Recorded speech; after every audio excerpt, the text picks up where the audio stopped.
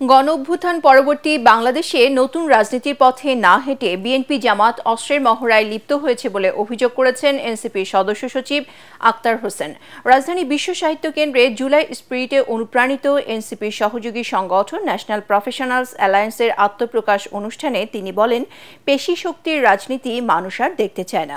এতে এনসিপির মুখ্য সমন্বয়ক নাসির উদ্দিন পাটোয়ারি জানান, এনসিপি কোনো দলের সাথে আসন সমঝোতায় যাবে না।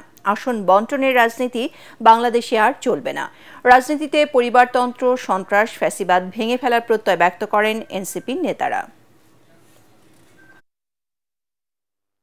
আমরা কোন দলের কাছে সিট নেগোসিয়েশনের জন্য যাব না ইনশাআল্লাহ।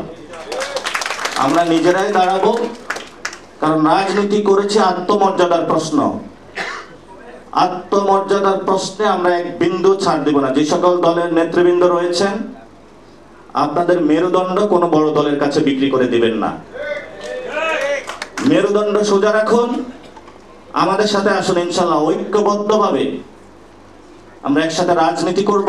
বিএনপি বা জামাত এই নির্বাচনে অস্ত্রের রাজনীতি করার যে মহড়া আপনারা প্রদর্শন করছেন, পেশি শক্তির রাজনীতি করার যে মানসিকতা আপনাদের কার্যক্রমের মধ্য দিয়ে প্রকাশিত হচ্ছে, সেই জায়গাটাতে 24-এর অভ্যুত্থানে যারা অংশগ্রহণ করেছিল তারা এই বাংলাদেশে অস্ত্রের রাজনীতি দেখতে চায় না।